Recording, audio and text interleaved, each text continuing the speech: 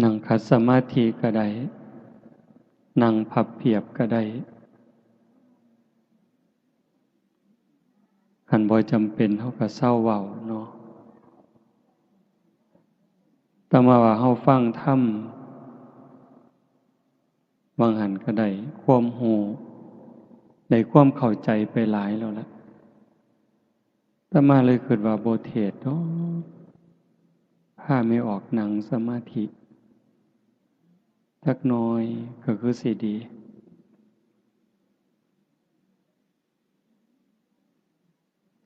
ฟังสำนั้นเฮาก็เข้าใจแล้วความรู้เฮาก็ได้หลายอยู่ที่จริงเฮาฟังประจำอยู่แถวนี้อย่างน้อยๆก็2สถานี3สถานีวิทยุที่ส่งมาได้ยินได้ฟังได้ทำความเข้าใจมาหลายยังอยู่อย่างเดียวคือการยกระดับดวงจิตดวงใจเจ้าของให้มันอยู่กับศีลกับธรรมอาตมาก็บ่เข้าใจทั้งหมดดอกว่าญาติโยมเป็นจังใดการเป็นการอยู่การดำรงจิตดำรงใจมันเป็นจังใดแน่เพราะว่าแต่ละหม่องแต่ละบอนแต่ละชุมชนมันบ่คือกันเท่าที่อาตมาเห็นอาตมาวิเคราะห์โดยความรู้สึกว่ามันบ่เฮ็ดอีหลีปานใดบ่เว้าถึงผู้อื่นนำเด้เว้าถึงเจ้าของนี่เป็นหลักบ่ค่อยได้เฮ็ดคำว่าได้เฮ็ดนี่คือบ่ได้ฝึกใจอีหลีบ่ได้ฝึกปล่อยฝึกวางเฮ็ดไปตามเรื่องซื่อๆเอาแต่บุญเอิ้นว่าเอาบุญแต่ว่ามันบ่ละบาปพอปานใดบุญก็เฮ็ดบาปก็ทำสัตว์ทั้งหลายจึงเวียนว่ายตายเกิดบ่จบบ่สิ้นคือเฮาได้งานนี้อันนี้เป็นตนาอนุโมทนาสาธุตั้งใจกันอีหลีโยมไม่ออกก็ออกเพิ่นไปนิมนต์แต่โดนๆอันตามธรรมดาอาตมาก็ลืมมันลืมซุมื้อก็บ่หัวซ่าแล้วนะตอนนี้บ่ค่อยหัวซ่านำงานสิไปพอปฏิเสธกับปฏิเสธซึ่งหน้าเริ่มบ่คือเก่าแล้วล่ะปฏิเสธแบบบ่เกรงใจคืนบ่ได้ก็รับแล้วก็ทำท่าลืมขี้คร้านนะโยมคิดว่ามันซ้ำเก่าเทศแล้วก็ซ้ำเก่าเจ้าของก็เมื่อยซื่อๆใกล้สิตายไปซุมื้อก็จักสิหาวไปเฮ็ดหยังคิดว่าจั่งซี้แหมอยากอยู่ผู้เดียววัดก็อยากอยู่ผู้เดียวไล่หนี้หมดญาติโยมก็ไล่หนี้หมดไล่ออกจากวัดหนีไปไสก็ไปดีก็ไปดีซะขี้ร้ายก็ไปตามอยากขี้ร้ายโลดมาทำท่าคืออะไรวะว่ามีเงินมีทองอันนั้นอันนี้ถ้ามาก็ไล่หนี้หมดมื้อเช้าก็บ่ได้ไล่อีหลีดอกเว้าให้ฟังอยากอยู่ผู้เดียวพากันหนีซะไปวะพระเณรก็ตัดออกหมดน้องนุ่งเขาเอิ้นว่าลูกศิษย์ลูกหาอาตมาบ่กล้าเอิ้นเพราะว่าเจ้าของบ่พอเป็นอาจารย์ไผเคยดูแลกันมา10 ปี10 กว่าปีเก่าวัด10 วัดก็บอกว่าขาดกันเด้อบัดนี้ตัดขาดกันหมดจะมาเกี่ยวข้องกันอีก ความคิดสิอยู่แค่หัวในหัววัดโนนกุลมเท่านั้นจากนั้นก็สิบ่คิดฮอดผู้ใดบ่ไปเว้านำผู้ใดแล้วแต่ไผสิดีสิชั่วมันมีความรู้สึกว่าโลกนี่มันคือละคร จริงๆพระพุทธเจ้าก็บอกว่าโลกมันเป็นโรงละครเป็นแดนอุบัติการของบุญและบาปคนดีคนสัวโตเฮาก็แสดงละครตั้งแต่เด็กน้อยเด็กทารกวัยรุ่นหนุ่มสาวเป็นคนเฒ่าคนแก่เป็นวัยกลางคนจนคนเจ็บคนป่วยคนตายคนห้องไห้คนหัวเราะโตโกงพระเอกนางเอกกิเลสใส่หัวให้แสดงท่าทางขึ้นไปคันผู้มีธรรมก็แสดงบทบาทนั้นด้วยความเข้าใจด้วยความถูกต้องตามหน้าที่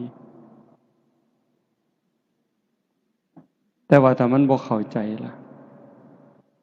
บ่เข้าใจในเงื่อนไขของธรรมแต่มันเข้าใจแสดง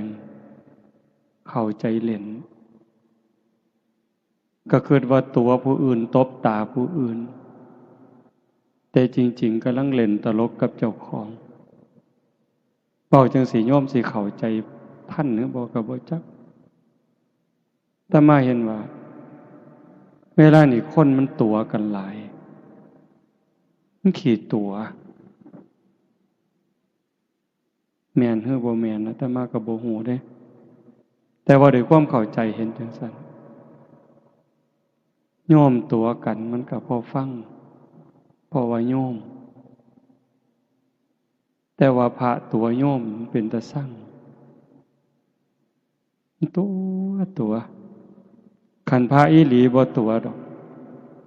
แต่ว่าคนห่มผ้าเหลืองมันตัวคนเฮ็ดจังได๋ก็ได้ว่าแต่ให้ได้มาซึ่งแก้วแหวนเงินทองอำนาจวาสนาชื่อเสียงยศบริวารลืมสนิทว่าบาปมีบุญมีชาติหน้าชาติก่อนนรกสวรรค์มีลืมนึกถึงคำสอนพระพุทธเจ้าที่เป็นสัจจะเป็นความจริงบ่ได้ตั้งใจว่าสิรักษาบ่ได้ตั้งใจว่าสิสืบทอดคำสอนของพระพุทธองค์ด้วยความเคารพสืบทอดคำสอนของพระพุทธเจ้าด้วยความเคารพด้วยความเถิดทูนด้วยความสักการะบูชามื้อหนึ่งอาตมาว่าอาตมาบ่คือเก่าอยู่ใกล้สิปวงแล้วล่ะเบิ่งทรงมื้อหนึ่งไปร่วมงานครูบาอาจารย์ก็หลายนั่งเบิ่งแล้วก็คิด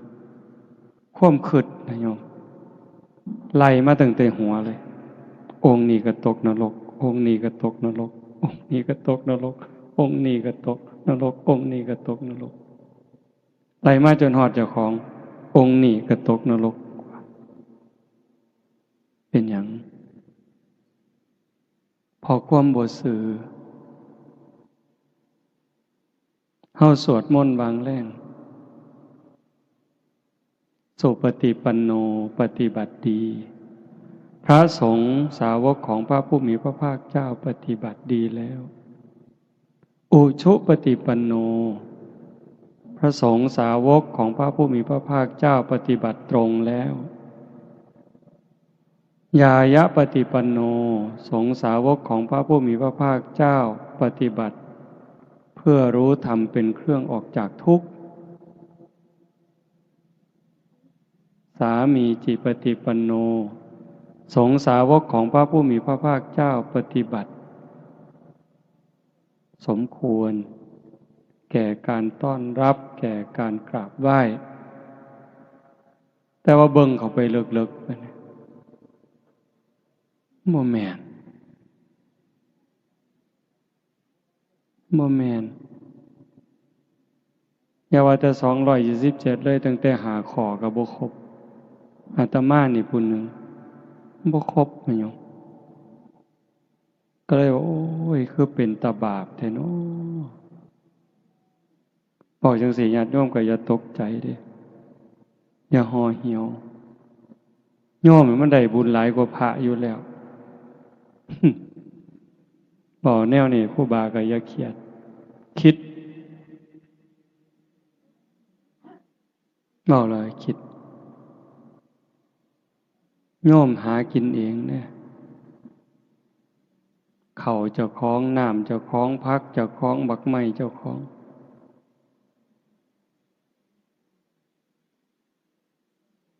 แต่ว่าพระเน้นมันมีของเจ้าของจักอย่างอาศัยพระพุทธเจ้าสิกขาสาชีวสมาปันนาถึงพร้อมด้วยสิกขาและธรรมเป็นเครื่องเลี้ยงชีวิตของภิกษุทั้งหลายขันบ่มีศีลบ่มีธรรมกลายเป็นโจรไถยะบริโภคสิเฮ็ดจังได๋ก็แล้วแต่ญาติโยมสิหลั่งไหลไปเป็นหมื่นเป็นแสนคนก็ตามเจ้าก็กลายเป็นโจรอยู่คือเขาคันถ้าบ่เอาศีลเอาธรรมเป็นที่ตั้งการเฮ็ดบุญเฮ็ดทานญาติโยมเฮ็ดด้วยศรัทธาอีหลีอีหลอนี่คืองานตั้งใจเป็นแห้มเดือนแห้มปีเด้ผู้ที่มาห่วมคือกันตั้งใจเป็นแห้มเดือนแห้มปีเป็นพี่เป็นน้องในสายธรรมได้คบขาสมาคมถูกใจกันไว้ใจกันเชื่อใจกันมาห่วมอนุโมทนาแต่งสุดขาวมาสมาทานศีลทำวัดสวดมนต์ฟังเทศน์ฟังธรรมเจริญสมาธิภาวนาควบคู่หวังให้เกิดบุญเกิดกุศลกับตนเองซะก่อนเฮ็ดบุญอุทิศก็คือการสร้างบุญให้มันเกิดกับเจ้าของกับโตโยมสู่คนเนี่ยเจ้าภาพลักๆก็คือผู้มีสื่อในกาศแต่ว่าเจ้าภาพสมทบก็คือญาติโยมสู่คนเนี่ยเฮาเป็นเจ้าภาพสู่คนทุกคนคือพี่คือน้องจริงๆก็บ่มีผู้อื่นดอกพระพุทธเจ้าเพิ่นบอกว่าในวัฏสงสารนี้ไม่มีใครเลยที่ไม่เคยเป็นพ่อเป็นแม่ไม่มีใครเลยที่ไม่เคยเป็นพี่เป็นน้องเป็นญาติร่วมสายโลหิตไม่มีใครเลยที่ไม่เคยเกิดเป็นสามีภรรยากันมาก่อนเมี่ยงใหม่ที่ตอมหลอดไฟเดดลิงไร่ที่ส่งเสียงเขาได้ยินคิดแก๊ดอยู่เนี่ยเขาก็เคยเป็นพ่อเป็นแม่เป็นพี่เป็นน้องเป็นผัวเป็นเมียเป็นญาติรวมสายโลหิตเฮามาพูดตั้งแต่นรกเวจีจนถึงภวกพรหมแต่เนื่องจากแต่ละคนแต่ละชีวิตแต่ละดวงจิตสร้างบาปสร้างบุญมาต่างกันผู้ประมาทหลายสร้างบาปหลายพูนไปอยู่นรกพุ่นล่องลงมาเป็นเปรตอสุรกายผู้บาปหน่อยจักหน่อยเป็นสัตว์เดรัจฉานบาปหน่อยก็นั้นอีกเกิดมาเป็นคนคือกัน เป็นคนพิกลพิการแข้งขาบ่ดีหูตาบ่ดียากจนคนแค้นผู้บุญหลายจักหน่อยเกิดมาเป็นคนคือกันรูปร่างดีหน้าตาดีผิวพรรณดีฐานะดีสติปัญญาดีโรคภัยไข้เจ็บหน่อยอายุยืนผู้บุญหลายขึ้นไปเป็นพิเศษเป็นเทวดาเป็นพรหมเฮาล่ะกะซ้ำเฮานี่ล่ะบุญหน่อยกะซ้ำนี่บุญหลายกะซ้ำนี่แต่ว่าก็โชคดีหลายบัดเกิดมาเป็นคนแล้วเกิดมาเป็นคนไทยได้พ่อพระพุทธศาสนาเกิดในบ้านที่มีวัดมีว่ามีครูบาอาจารย์จูงใส่ศีลใส่ธรรมญาติโยมเองก็เป็นผู้บ่ประมาทมีความเสื่อมีความศรัทธามีความเข้าใจในหลักธรรมคำสอนขององค์สมเด็จพระบรมศาสดาเวลาคิดฮอดพ่อคิดฮอดแม่ผู้มีพระคุณที่เลี้ยงมาพาใหญ่หมดทุกสิ่งทุกอย่างมีความหักมีความห่วงใยว่างอนาคตให้เฮาคือเฮาฟังเทศน์ไปบางหันครูบาอาจารย์เพิ่นเว้าให้ฟังหมดล่ะถือว่าบุญหลายเด้เฮาฟังเทศน์ฟังธรรมเข้าใจได้เกิดศรัทธาแล้วก็มีปัญญาในการเฮ็ดการทำบ่เฮ็ดตามใจเจ้าของคิดบ่เฮ็ดตามความรู้สึกของสังคมบ้านเมืองเขาพาเฮ็ดฆ่าสัตว์ตัดชีวิตเลี้ยงเหล้าเลี้ยงยามีมหรสพที่ยั่วย้อมม่อมเมาปลุกเราบาปอกุศลกระตุ้นกิเลสให้พุทธขึ้นในจิตในใจเฮาเองในจิตในใจลูกหลานมีปัญญาบ่เฮ็ดจังซั่นนิมนต์ครูบาอาจารย์มาพาทำวัดอาตมาขี่รถผ่านมาก็ดีใจนำเด้เห็นเฮาทำวัดอยู่ซ้ำนั้นมันก็พ่อดอกโยมคันสิบอกว่าซ้ำเอาบุญให้พ่อให้แม่เปรียบเขาเฮ็ดหมดเงินเป็นแสนเป็นล้านเลี้ยงเหล้าเลี้ยงยาขางัวขาหมูสู้กันกินซ้ำเฮาทำวัดแล้วก็พากันหนีไปนอนมันก็ได้หลายกว่าซุ่มหมู่นั้น100 เท่าพันเท่าแล้วล่ะบ่ต้องเว้าถึงมาอยู่ดึกปานนี้เด้นี่หมายถึงบุญอันเว้าวังหันว่าแม่นเฮาสิทำวัดแล้วก็พ่อหนีไปนอนซะมันก็ได้หลายอยู่แต่มันบ่พอสิคุมจิตคุมใจดอก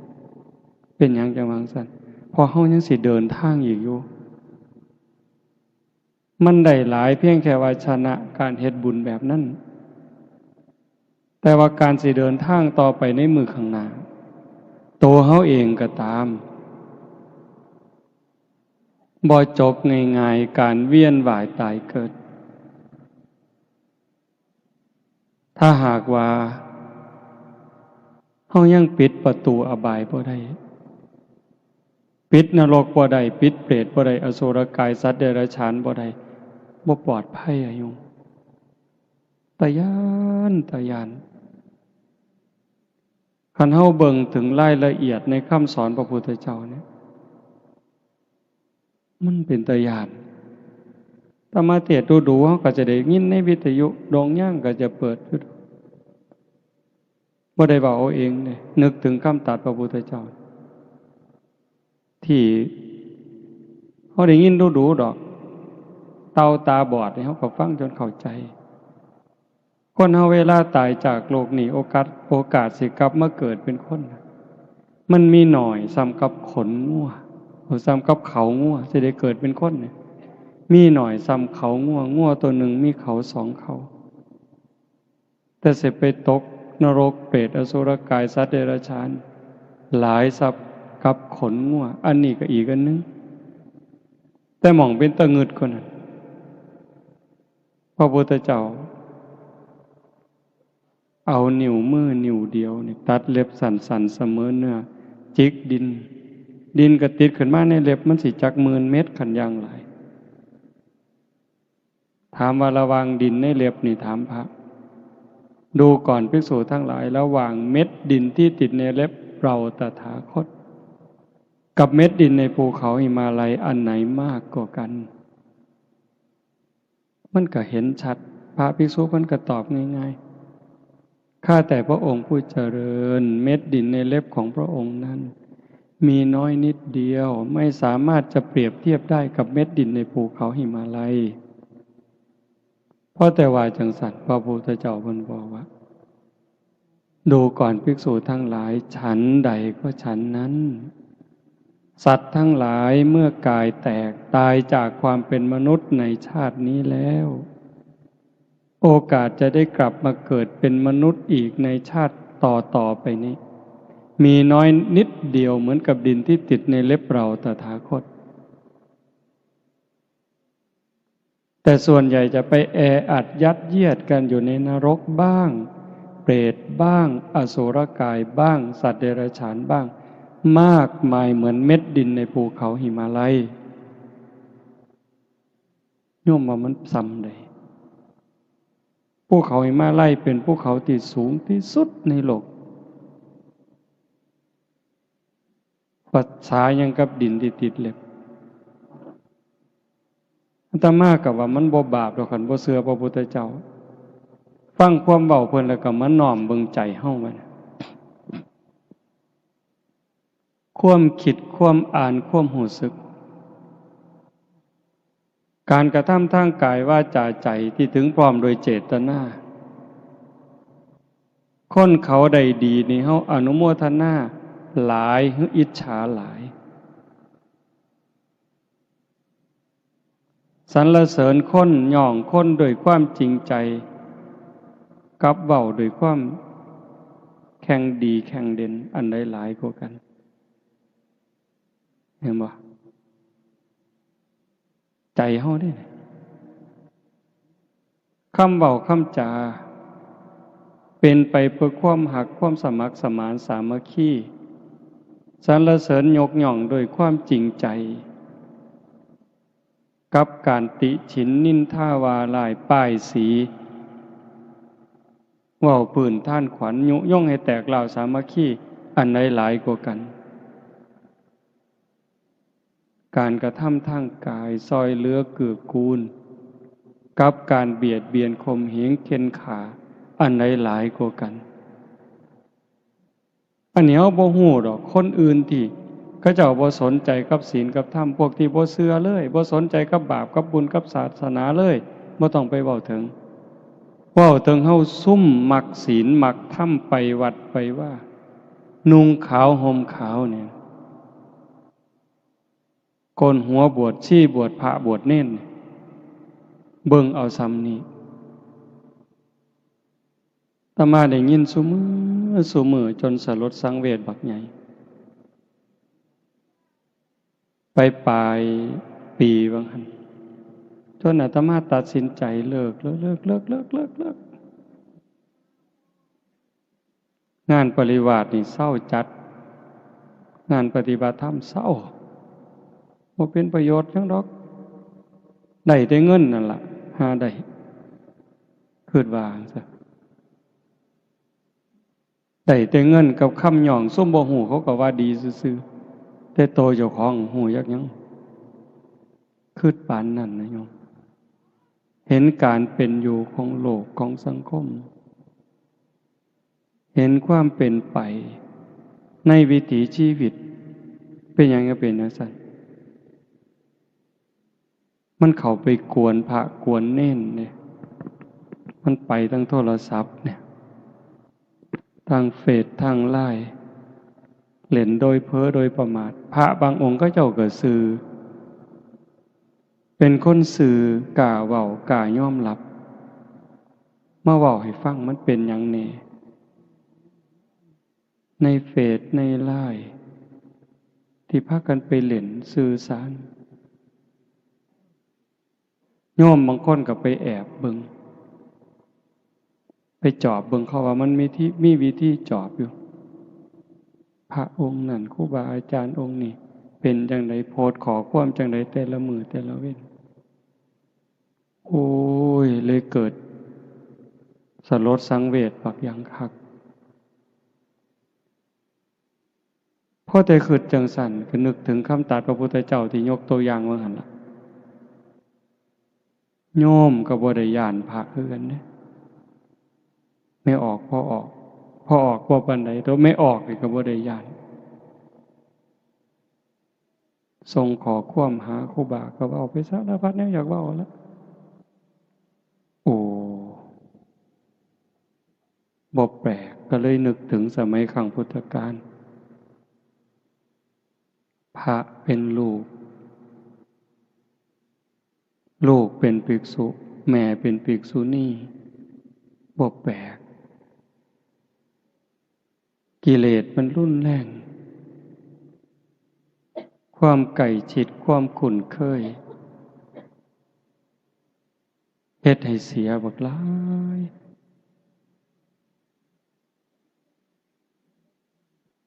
ก็เลยมาเบิ่งว่ามันสิไปไสบัดนี้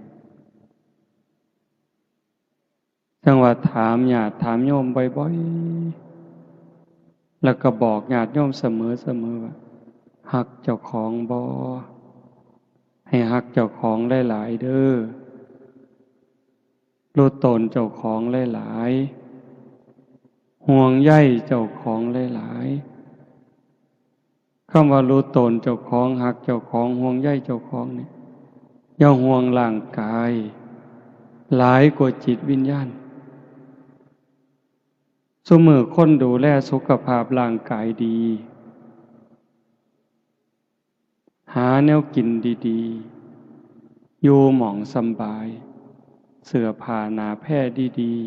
ๆยาบำรุงยารักษาเขามีหอดคอร์ดชะลอไว้วางมือก่อนนี่บ่มือว่านบ่จักจือบ่ได้ความจำอาตมาเสียไปอีกแล้วปีกายเขาว่าเป็นความจำเสื่อมมันกลับมาเสื่อมอีกแล้วกระสร้างมันดอกก็เจ้ามาเป็นหมอหรอกหมอ2-3 คนเมื่อวันที่31คือส่วนมาสวดมนต์สุดท้ายว่าบ่ได้อยู่ไปเรียนเข้าคอร์สอบรมพิเศษคอร์สชะลอไว้ก็แม่นคนซุมื้อพยายามสิต่อสู้กับธรรมชาติต่อสู้กับความจริงเริ่มตั้งแต่ต่อสู้กับความแก่ความเฒ่าบ่ยอมง่ายเด้ตั้งแต่ผมก็บ่ยอมให้งอกมันงอกก็ยอมก็แม่นอยู่อยากให้มันงามก็บ่เป็นหยังหนังเหี่ยวก็เฮ็ดให้มันบ่เหี่ยวก็แล้วแต่สิหาวิธี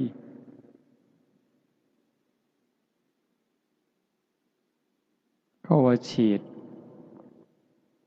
หน้าฉีดข้างฉีดดังหมดซุแนวอันนี้ก็ต่อสู้กับความเฒ่าเด้ต่อสู้กับความเจ็บกับความตายจักเลือดจักน้ำเกลือใส่ออกซิเจนผู้บางคนตามธรรมชาติก็ตายแต่เฮิงแต่ว่าเอาเครื่องซอยไว้คอมพิวเตอร์ซอยไว้แต่บัดสุดท้ายก็สู่บ่ได้คือเก่าพระพุทธเจ้าสอนให้พิจารณามีความเกิดเป็นทุกข์เกิดแล้วก็มีความแก่เป็นธรรมดาแต่ความแก่นั่นก็เป็นทุกข์มีความเจ็บไข้เป็นธรรมดาความเจ็บไข้นั่นก็เป็นทุกข์มีความพลัดพรากเป็นธรรมดาจากสิ่งหักสิ่งแพงแต่ แต่ความผัดผากนะก็เป็นธรรมดาทุกคนต้องผัดผากมีความตายเป็นธรรมดาทุกคนก็หนีบ่พ้นพระพุทธองค์จึงให้สอนให้เฮาเข้าไปหาความจริงเรียนรู้ความจริงแล้วก็เตรียมตัวรับอย่างมีสติอย่างมีปัญญาคือโยมผู้เป็นเจ้าภาพมื้อนี้แหละตั้งใจเฮ็ดกองบุญกองอทะเพื่ออุทิศถึงพ่อแม่ผู้บังเกิดเก่าผู้มีพระคุณไล่บ่หมดดอกบุญคุณเพิ่นนั้นตั้งแต่เรื่องเล็กๆน้อยๆแค่ความหักความห่วงใยเฮาก็ใช้บ่หมดดอกโยมบ่เว้าถึงว่าเพิ่นเลี้ยงจนใหญ่กล้าหน้าบานมอบทรัพย์สมบัติให้เด้เพียงแต่ความห่วงใยห่วงอนาคตลูกสิเป็นจังใดสิมีอยู่มีกินน้ำเขาบ่สิมีหน้าตาในสังคมบ่สิซอยเหลือเจ้าของได้บ่เกิดจากความห่วงใยเพิ่นจึงขนขวายทุกสิ่งทุกอย่างลูกก็จังมีมื้อนี้พ่อแม่เพิ่นคือกันพ่อแม่เฮาก็คือกันสิยากดีมีจนหาเช้ากินค่ำแม่ก็ตั้งขอทานเลี้ยงชีวิตพ่อแม่ก็มีความหักความห่วงใยต่ออนาคตของลูกเห็นบ่จังซั่นเฮาได้ตั้งใจเฮ็ดกองบุญกองกุศลเพื่ออุทิศถึงเพิ่นนี่มันถูกแล้วที่เฮาบ่เฮ็ดตามเขาว่าบ่เฮ็ดตามกระแสของสังคมเฮาพยายามสิเฮ็ดตามคำสอนพระพุทธเจ้ามันเพียงพอสำหรับการให้ทานสิเกิดบุญเกิดกุศลนี่โยมสิฟังอาตมาเว้า2อย่างมันพออีกอันหนึ่งก็ว่ามันบ่พอสำหรับการเฮ็ดบุญมันพอแล้วสำหรับการสิอุทิศส่วนบุญส่วนกุศลเฮาหาพระอริยเจ้าบ่ได้เฮาก็หาครูบาอาจารย์ที่เฮาคิดว่าเพิ่นมีข้อวัดปฏิบัติงดงามตามสมควรพาฝึกพาหัดเว้าให้ฟังเฮ็ดให้เบิ่งแม่ชีแม่ขาวมีความสำรวมกายวาจาใจเฮาหาได้ดีที่สุดในเวลานี้นอกจากการให้ทานเฮาก็มีการสมาทานศีลรักษาศีลปฏิบัติตามสิกขาบทที่พระพุทธเจ้าเพิ่นตรัสเพิ่นสอนมีการสำรวมระวังกายวาจาใจให้เป็นปกติให้เรียบร้อยให้งดงามอันนี้กลายเป็นเนื้อหน้าบุญเด้นอกจากนั้นตัวเฮาเอง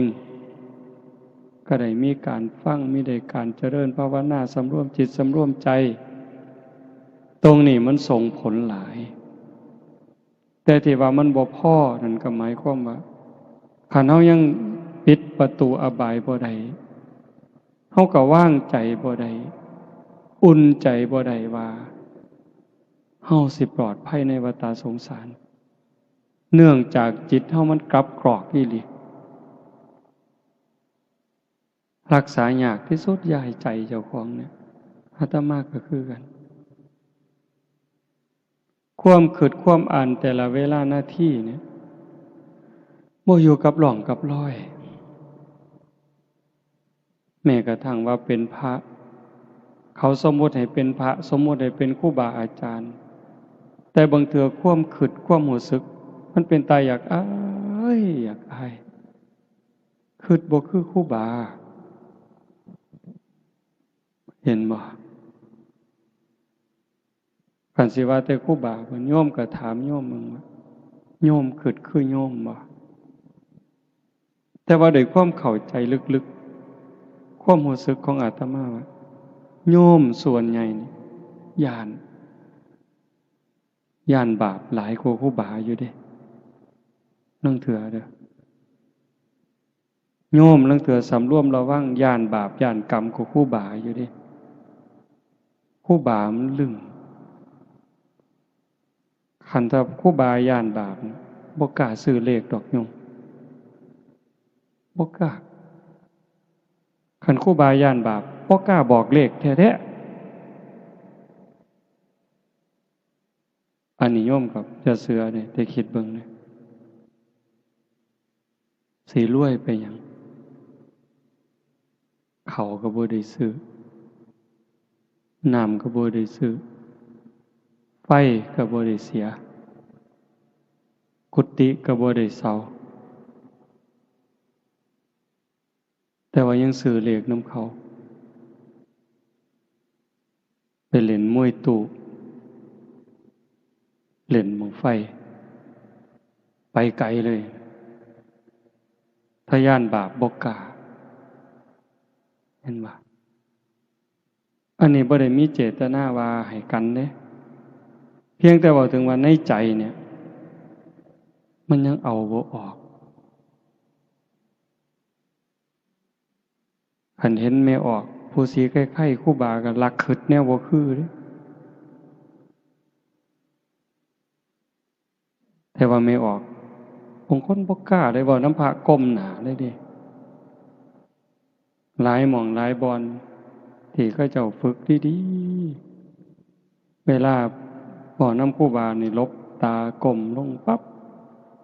ย่างสวนทางกับครูบานั่ง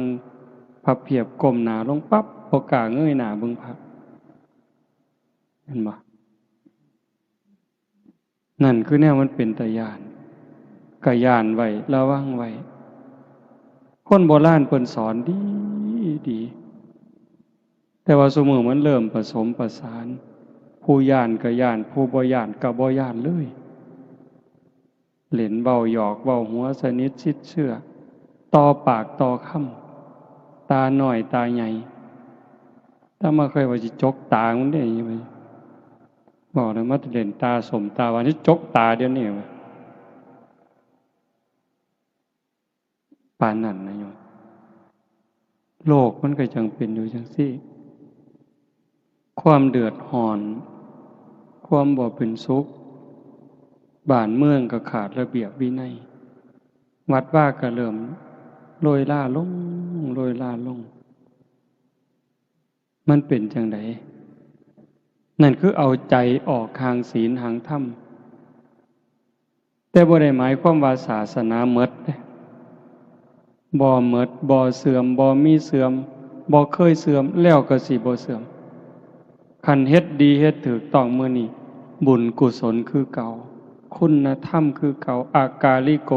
ปฏิบัติได้ให้ผลได้ไม่จำกัดการจังว่าโยมพอออกไม่ออกพากันเฮ็ดงานบุญนี่ดีใจเห็นโยมพอออกเพิ่นนั่งสมาธิตั้งแต่บุญผู้อื่นสิหัวสิหาวแล้วบ่หัวซ่านั่งนิ่งนี่ได้บุญนำเพิ่นโยมไม่ออกเจ้าภาพก็นั่งนิ่งตั้งแต่มาได้บุญนำจังซี่ถูกต้องไงโยมเฮาเอิ้นผู้ใฝ่ศีลใฝ่ธรรมญาติธรรมผู้เชื่อในบาปในบุญหวังในบุญในกุศลมาตุ่มมาห้อมมันเป็นเวลาสั้นๆ10 กว่าชั่วโมงตั้งอกตั้งใจบำเพ็ญเพียรภาวนาฟังเทศน์นี่สิฟังก็ได้บ่ฟังก็ได้ดอกอาตมาว่าฟังก็ได้บ่ฟังก็ได้เบิ่งลมหายใจเข้าเบิ่งลมหายใจออกคันได้ยินเสียงก็ตั้งสติฟังแค่เสียงมันกระทบหูแล้วก็ดับลงเกิดขึ้นแล้วดับไปเกิดขึ้นดับไปเกิดขึ้นดับไปเป็นอารมณ์ของพระกรรมฐานยิ่งพิจารณาเห็นการเกิดดับของเสียงบุญกุศลแห่งหลายโยมมันเลยจากสมถะสู่วิปัสสนาแล้วจิตใจเฮาสิคลายความยึดมั่นถือมั่นบุญมันหลายกว่าเฮามาให้ท่านเป็นแสนเป็นล้านบุญกิริยาวัตถุ10โฮมโยมได้ฟังอยู่ประจำสิ่งที่เฮาเฮ็ดกองอัฏฐะตั้งแต่ผ้าไตรจีวรหมอนสาดกองเข่ากระติบเข่ากระตามหมากยังกระสร้างดอกอันนี้มันเป็นพื้นดีประโทษเด้บ่แม่นบ่ดีเด้ มีอานิสงส์มากมายมหาศาลแต่มันเทียบบ่ได้กับศีลเทียบบ่ได้กับโยมตั้งใจรักษาศีลหาสมาทานศีลหาสำรวมกายวาจาใจให้เป็นปกตินี่มันเทียบฝุ่นบ่ได้เลย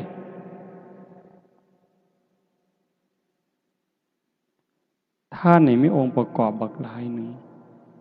ของให้ท่านนั้นบริสุทธิ์บ่ขันของให้ท่านบริสุทธิ์ผู้ให้บริสุทธิ์บ่ผู้ให้บริสุทธิ์แล้วผู้รับบริสุทธิ์บ่เอาผู้รับบริสุทธิ์ผู้ให้บริสุทธิ์วัตถุท่านบริสุทธิ์เจตนาล่ะก่อนให้คณะให้หลังให้นั่นหลายเรื่องอยู่ดิคุณธรรมของผู้ให้ของผู้รับละเอียดลงไปอีกบักหลายเหตุปัจจัยแต่ว่าการเอาสำรวมกายวาจาใจให้เป็นปกติปั๊บอายสัวกลัวบาปเป็นร้อยเท่าพันเท่าหลายกว่ากันยิ่งมาเจริญสมาธิข่มใจสำรวมใจจากจิตที่มันเคยฝุ่งซ่านไปอยู่กับอดีตไปอยู่กับอนาคตไปหักไปสร้างไปอยู่กับผู้นั้นผู้นี้ให้มันมาอยู่กับเนื้อกับตัวให้มันนิ่งให้มันสงบหายใจเข้าก็เห็นลมหายใจเข้าหายใจออกก็เห็นลมหายใจออกหยาบก็หูละเอียดก็หูสั่นก็หูยาวก็หูเห็นแค่ลมเข้าลมออกหูสิใส่พุทโธยังก็แล้วแต่เห็นรูปเจ้าของนางชัดเจนก็แล้วแต่จิตบ่วอกแวกบ่ไปหน้ามาหลังแต่มันนิ่งสงบอยู่อันนี้ก็หลายกว่าศีลอีกเป็นร้อยเท่าพันเท่าไปแต่กันถ้าเขาเห็นการเกิดดับของอารมณ์เสียงดังขึ้นแล้วก็ดับไปเห็นเสียงมันเกิดดับเกิดดับอารมณ์ที่มากระทบจิตพอใจบ่พอใจเขาเห็นเป็นเพียงแค่สักว่าบ่ไปยินดียินร้ายเขาอาการที่มันเกิดเบิ่งสังเกตมันเกิดเดี๋ยวมันก็จางไปดับไปเกิดขึ้นก็จางไปดับไปเปลี่ยนแปลงอยู่ตลอดเวลาใจเขาจะเบาลงไปคลายความยึดมั่นถือมั่นนี่เดินตามห้อยพระพุทธเจ้าได้โตสงบบางหันยังน้ำห้อยฤาษีอยู่ได้แต่เห็นการเปลี่ยนแปลงเห็นสภาพที่มันทนบ่ได้ตั้งอยู่บ่ได้มีอนิจจังทุกขังอนัตตาบ่แม่นตัวตนของผู้ใดทุกสิ่งทุกอย่างอาศัยเหตุอาศัยปัจจัยเกิดขึ้นเมื่อเหตุเมื่อปัจจัยก็แตกสลายไปโตเฮาคือกันโตเขาคือกันสรรพสิ่งทั้งหลายในโลกเนี่ยบ่ว่าสิเป็นดินดอนตอนหญ้าภูเขาแม่น้ำคือกันหมดอาศัยกันแล้วเกิดขึ้นเพราะสิ่งนี้มีสิ่งนี้จึงมีเพราะสิ่งนี้ดับสิ่งนี้จึงดับการเฮาเข้าใจจังซั่นเห็นความเปลี่ยนแปลงอยู่ในร่างกายเฮาตลอด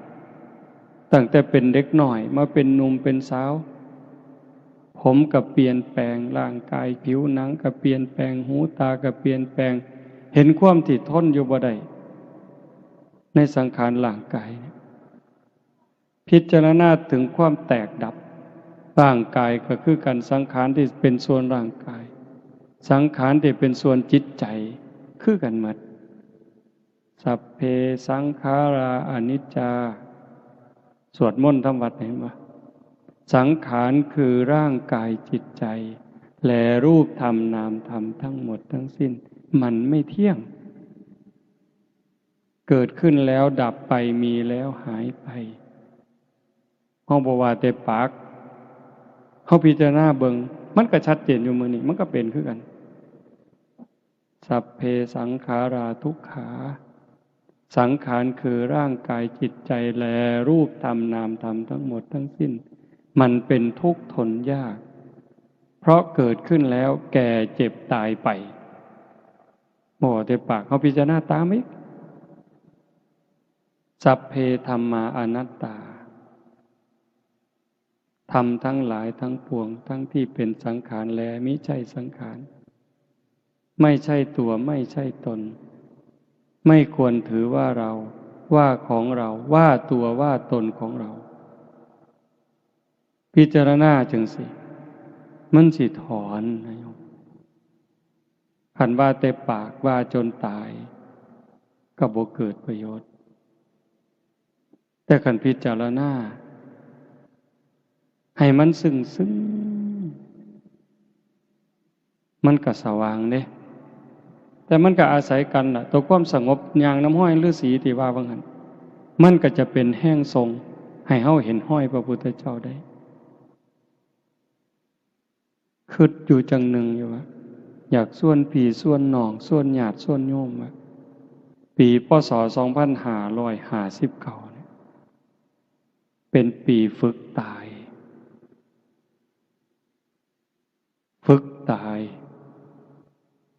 เป็นปีให้เข้าใจธรรมขึ้นกว่าเก่าได้บ่หน้าตาบ่ต้องไปหัวซ่ามันดอกไผสิหักไผสิสั่งไผสิศรัทธาบ่ศรัทธาอย่าเอามาใส่ใจเบิ่งใจเจ้าของนี่ว่ามันแบกอยู่บ่มันทุกข์บ่แบกเอาหักคนมาไว้นำมันบ่แบกเอาสร้างคนมาไว้บ่แบกเอาคำหย่องคำย่อมางี้ดีใจภูมิใจอยู่บ่แบกเอาความน้อยใจที่เขาเว้าพื้นเขานินทามาเป็นทุกข์จนนอนบ่หลับอยู่บ่ล้างความรู้สึกจังสี่ออกไปตายก่อนตายเป็นปริญญาตายก่อนตายใครได้รับเป็นอันนับว่าจบสิ้นการศึกษาเป็นโลกุตระหลุดพ้นในโลกาหยุดเวียนว่ายสิ้นสังสารวัฏบนพระพุทธเจ้าสอนเฮาจังซี่สิ่งที่เฮาเป็นเฮาอยู่นี่คือการกำลังก้าวย่างกำลังเดินทางตามห้อยของพระพุทธเจ้าที่จะมาเว้าแนวนี้เพื่ออยากให้ญาติโยมได้เห็นได้มีกำลังใจถึงแม้เฮาสิเกิดถ่ายพุทธันดรก่อนพุทธกาลเฮาได้มีโอกาสสร้างน้ำทำบุญได้มีโอกาสได้ฟังเทศน์ฟังธรรมได้เข้าวัดเข้าว่ากล้าหาญจนกระทั่งนุ่งขาวห่มขาวมาแจกข้าวหาพ่อแม่เนี่ยฟังเทศน์ฟังธรรมเฮ็ดต่างบ้านต่างเมืองเพิ่นในยุคปัจจุบันนี่กล้าหาญมาปานนี้บ่ถอยหลังเด้บ่ถอยหลังบ่เสียดายบาปบ่เสียดายดอกการสิได้เด่นได้มวลบ่เสียดายความมวลความเงินคำว่าจังสี่หมายความว่าจังไดแม่นอยู่ดอกเฮาบ่จ้างหมอร้องหมอลำบ่จ้างหนังมาเบิ่งก็จริงแต่ว่าความสนุกสนานเว้ากันเพื่อได้หัวนี่อันนี้ก็ไปบ่ทันรอดเด้หาเรื่องสนุกสนานมาเว้าพอได้หัวได้หาวกันดีบ่เฮาก็ว่ามันบันเทิงแต่เฮาเบิ่งพระพุทธเจ้าไปแม้กระทั่งหัวจนเห็นแขวก็บ่มีพระพุทธเจ้าเด้พระสาวกคือกันพระอรหันต์เพิ่นคือกันคันเห็นสิ่งที่แปลกประหลาดสิ่งที่อัศจรรย์อย่างหลายเพิ่นก็เพียงแค่แย้มที่มุมปากเห็นบ่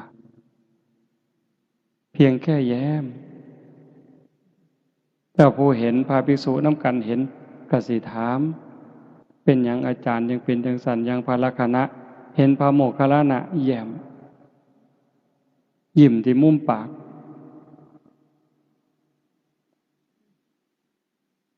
ถามจังซั่นพระโมคคัลลานะเพิ่นว่าบ่ตอบดอกสิตอบต่อเบื้องพระพักตร์ของพระพุทธเจ้าพอแต่กลับจากบิณฑบาตพระลักขณะถามพระโมคคัลลานะเพิ่นว่าเพิ่นเห็นเปรตลักษณะจังซั่นจังซั่นพระพุทธเจ้าก็เลยบอกสาธุอันนั้นเป็นเรื่องจริงเฮาก็เห็นคือกันเป็นเวลานานมาแล้วแต่เฮาก็บ่เคยเว้า มื้อนี้โมคคัลลานะเป็นพยานให้เฮาเป็นพยานในโมคคัลลานะเรื่องนี้เป็นเรื่องจริงพระภิกษุทั้งหลายก็กราบทูลในพระพุทธเจ้าเล่าให้ฟังก็จังเล่าว่านั้นได้โยมมื้อนี้ว่าเพิ่นบ่ยิ้มบ่เว้าบ่หัวจนเห็นแขว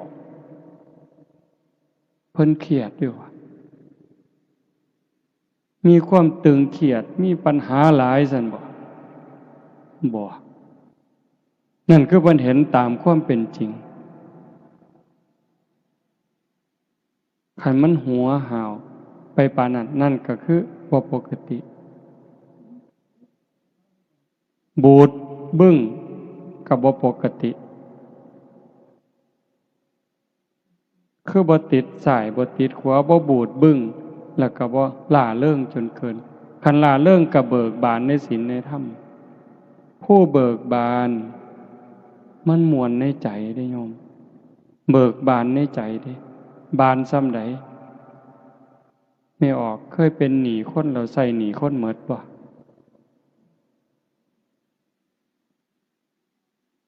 นั่นล่ะเวลาเราเป็นหนี้เขามันก็ทุกข์ก็อุกกะอังอยู่เด้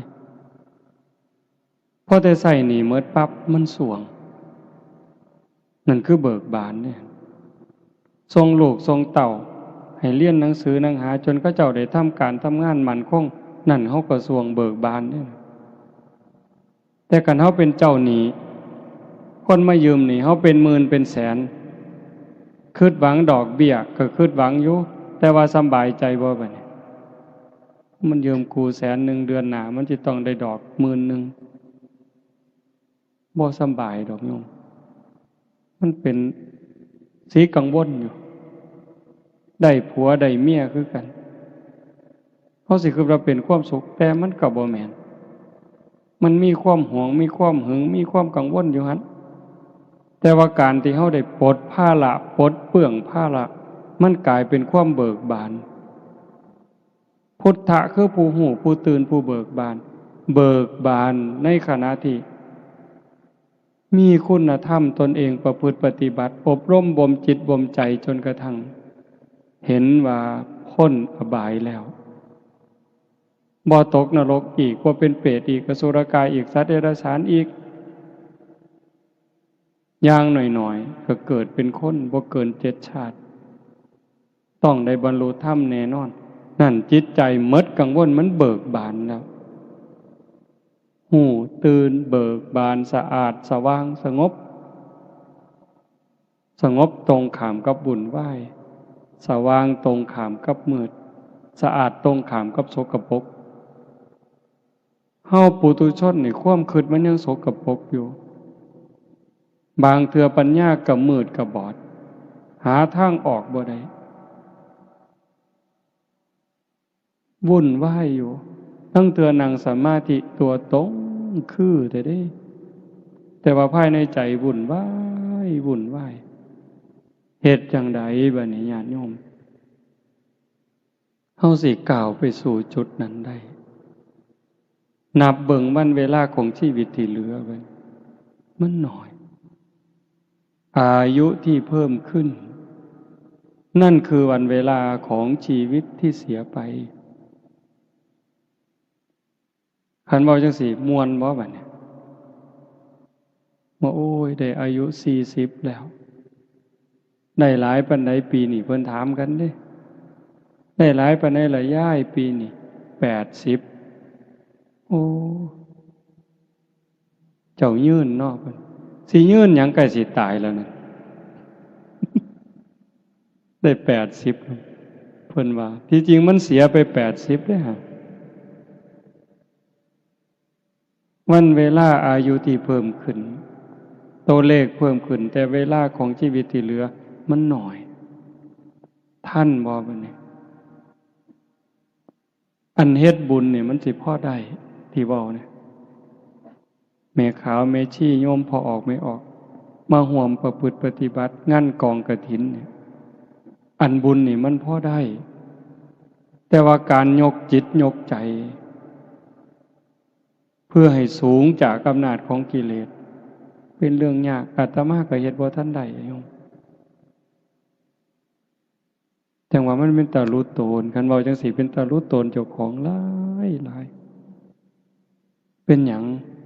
เพราะว่าเฮาบ่มจิตบ่มใจยังบ่ทันพอฝึกสติยังบ่ทันพอจิตเฮาเกิดดับทียิบทียิบเพิ่นว่าชั่วรัดนิ้วมือเนี่ยชั่วรัดนิ้วมือเดียวเหยียดนิ้วมือออกก็กำเข้าแค่นี้นี่จิตเกิดดับแสนโกรธขณะ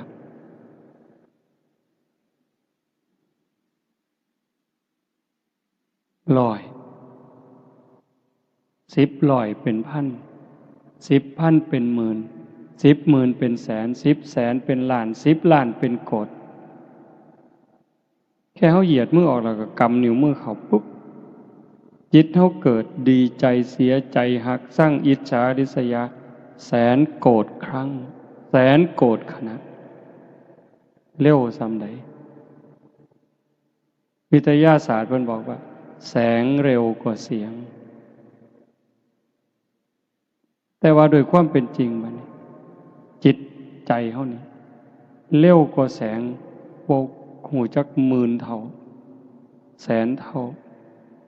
ผู้ใดเคยไปเมืองนอกตามไปกรุงเทพนี่คิดฮอดกรุงเทพปั๊บฮอดละผู้ใดเคยไปประเทศลาวคิดเบิ่งเด้อล่ะฮอดผู้ใดไปประเทศอินเดียคิดฮอดปุ๊บฮอดละ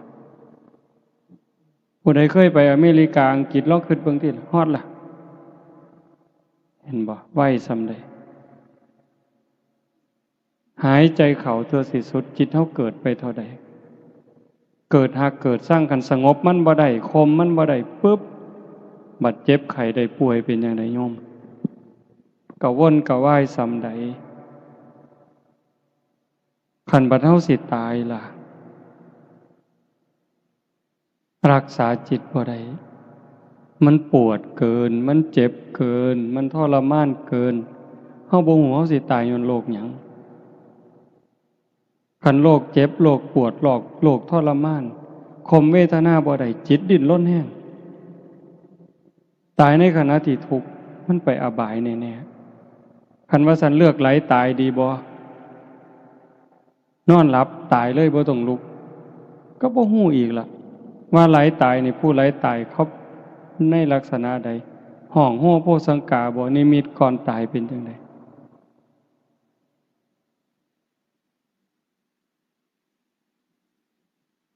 มื้อวันที่31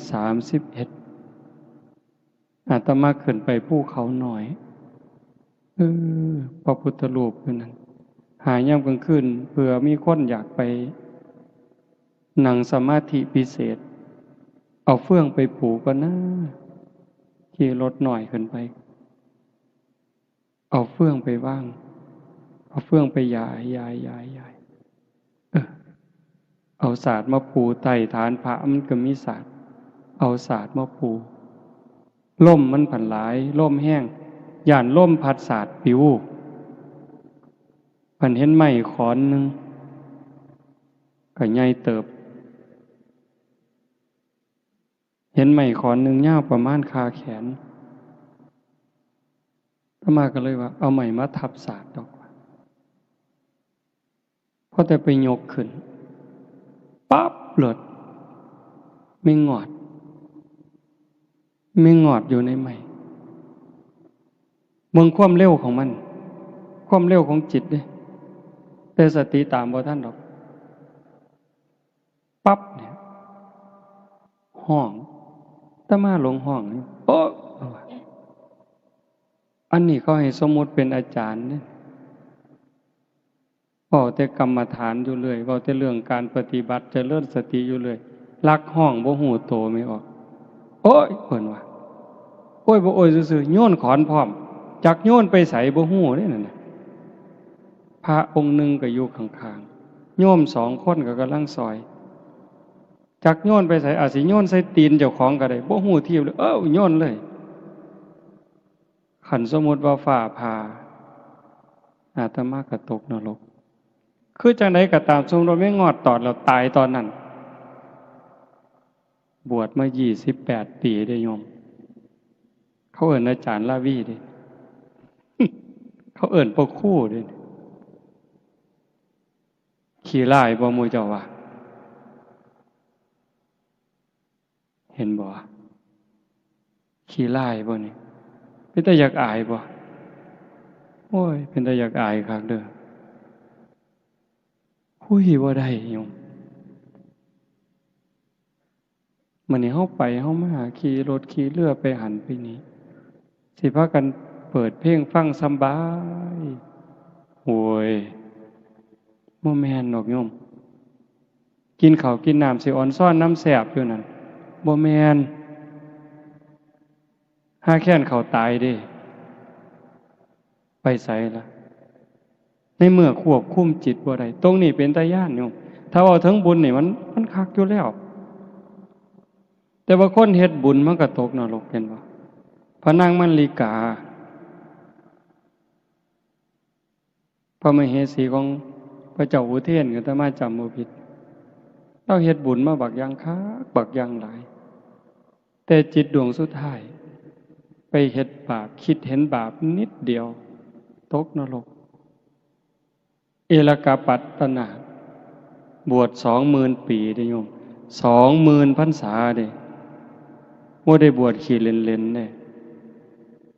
บวชประพฤติปฏิบัติหวังเป็นพระอรหันต์หวังหลุดพ้นพุ่นเด้บัดใจสิขาดบวช20,000 ปีเนาะเอาบักอย่างคักหวังบรรลุธรรมเป็นพระอรหันต์แต่ว่าจิตดวงสุดท้ายบัดใจสิขาดภาพที่ตนเองเฮ็ดตะไคร่น้ำขาดมันปรากฏมันกับสำคัญอยู่ในอันบุญมันบ่คือเห็นเด้คือเห็นตะไคร่น้ำพันข้อมันเกิดนิมิตมามื้อนี้ยังเป็นนาคอยู่เด้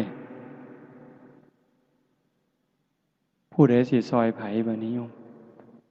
สะเดาะเคราะห์นี่ซอยได้บ่เสริมดวงนี่ได้บ่รดน้ำมนต์นี่ได้บ่ให้ครูบาอาจารย์องค์นั้นองค์นี้เฮ็ดให้ได้บ่มีทางอัตตาหิอัตโนนาโถตนแลเป็นที่พึ่งแห่งตนวิริเยนะทุกขมัจเจติบุคคลสิล่วงพ้นจากความทุกข์ได้ย้อนความเพียรของผู้นั้นเองญาติโยมมาเฮ็ดงานบุญเฮาบ่ให้ความบันเทิงแบบโลกที่มีกิเลสเป็นตัวหนุนเป็นตัวยุมาพาเฮาเฮ็ดแต่เฮาเอาธรรมะของพระพุทธเจ้ามาพาเฮ็ดง่วงแน่เมื่อยแน่อาตมาก็คือกัน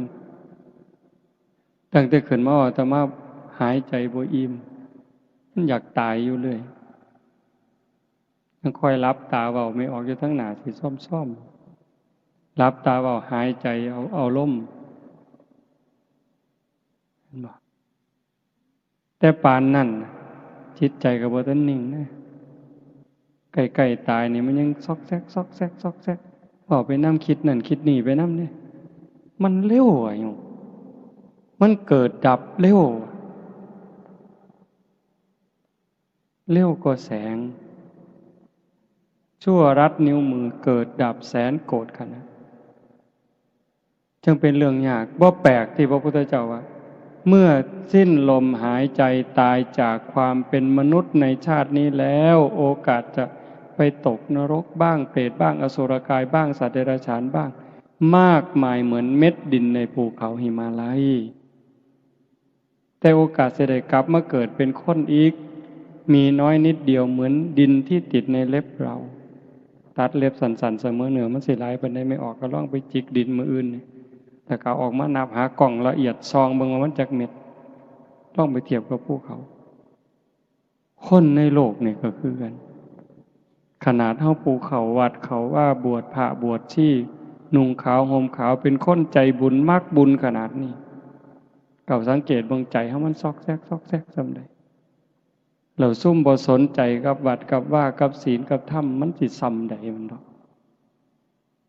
จังซั่นคันฮักเจ้าของห่วงใยเจ้าของหวังดีตัวเจ้าของนี่ต้องพยายามง่ายที่สุดคือว่ามันจะเป็นทางลัดอันนี้คือเอาเด้เป็นทางลัด ใส่เวลาหน่อยที่สุดฝึกตาย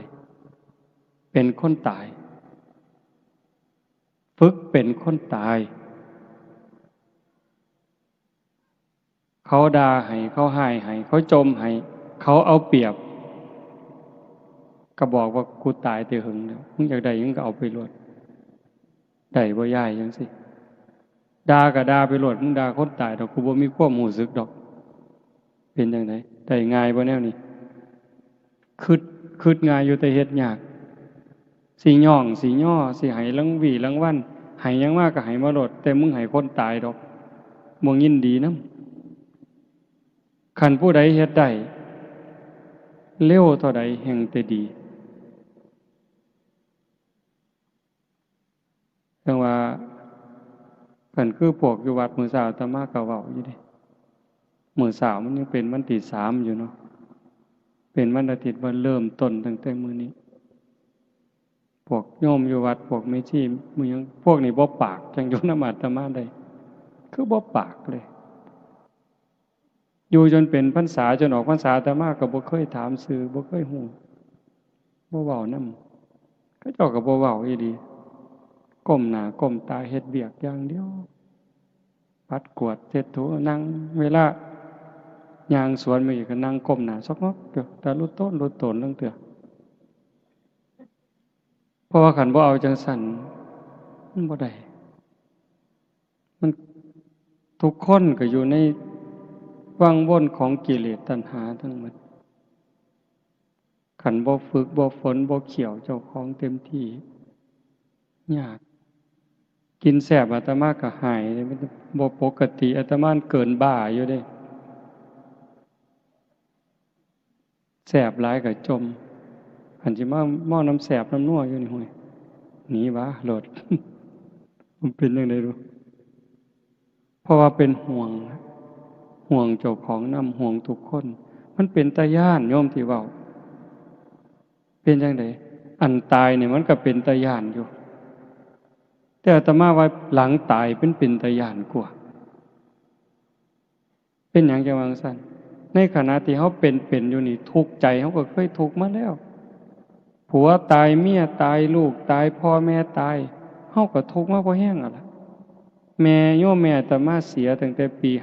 52คิดพ่อมื้อนี้ลังเทื่อน้ำตายังออกอยู่ดิเวลาคิดอยากให้ขึ้นมาอาตมาก็คิดหาเรื่องซื่อๆเด้คิดเห็นความบอกความสอนคิดเห็นความหักความแพงที่เพิ่นมีเท่านั้นมันก็ไหลแล้วน้ำตาเห็นบ่ทุกข์ย้อนพ่อแม่ตายพี่น้องตายของหักของแพงเฮาเคยมาแล้วเฮาก็ทนได้มันชินแต่ว่าคันทุกข์หลังตายคันไปตกนรกก็ยุ่งมีหรือบ่มีก็สร้างล่ะแต่อาตมาเชื่อยังอเวจีมหานรกอยู่กับไฟบ่มีช่องว่างของความร้อนไฟคือกับไฟทานกะกะคือไฟแก๊สจัดๆร้อนเสมอต้นเสมอปลายชั่วกับชั่วกันเอาซำใดบางเทื่อเพิ่นว่านรกภูเขาเหล็กกิ่งมาในทิศทั้งสี่เขามากระทบกันบดเฮานี่ขาดเครื่องมุนกับหมองรถอันนี้เป็นตาย้านบ่คันเป็นเปรตหิวตลอดน้ำเลือดน้ำหนองไหลส้มเป็นตาย้านซ้ำใดถ้ามาว่าได้เป็นตาย้านขันมันดีที่สุดก็คือพยายามฝึกฝนอบรมบ่มจิตบ่มใจถอนหักสั่งบ่ต้องได้บ่ต้องเสียคันมันได้ก็สมมุติว่าได้ก็ใส่ไปตามนั้นมีไปตามนั้นแต่บ่เอามาแบกว่าของกูจนเป็นทุกข์เสียก็บ่แม่นว่าเสียดายว่าของกูจนต้องเป็นทุกข์ต้องนำเอาคืนต้องตาม